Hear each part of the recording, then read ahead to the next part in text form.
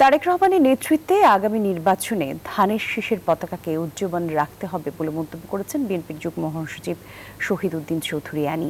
শনিবার দুপুরে লক্ষ্মীপুরের রামগঞ্জে বিএনপির দ্বিবার্ষিক সম্মেলনে এসব কথা বলেন তিনি। বলেন, সবাইকে আগামী নির্বাচনের দিকে লক্ষ্য রাখতে হবে, ঐক্যবদ্ধভাবে টিম ওয়ার্কের মাধ্যমে প্রত্যেক ঘরে ঘরে যেতে হবে এবং তারেক রহমানের বার্তা এই জেনারেশনের কাছে পৌঁছাতে হবে। বিগত আন্দোলন ত্যাগ স্বীকার করেছে, তাদেরকে একত্রিত করতে হবে বলেও জানিয়েছেন তিনি।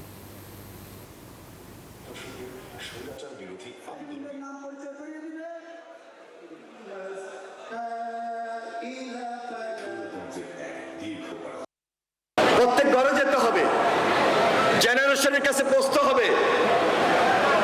বিশেষ করে আমাদের মা বোন যারা বিগত আন্দোলন সংগ্রামে ত্যাগ স্বীকার করেছেন, আমাদের এখানে যারা কাউন্সিলর, আমাদের এখানে যারা ডেলিগেট, যারা প্রত্যেক ওয়ার্ডের প্রেসিডেন্ট হয়েছেন, সেক্রেটারি হয়েছেন, ইউনিয়নের প্রেসিডেন্ট হয়েছেন, সেক্রেটারি হয়েছেন, অঙ্গ সংগঠনের দায়িত্বে আছেন, তাদের নেতৃত্বে আমরা এই দলকে একত্রিত করব।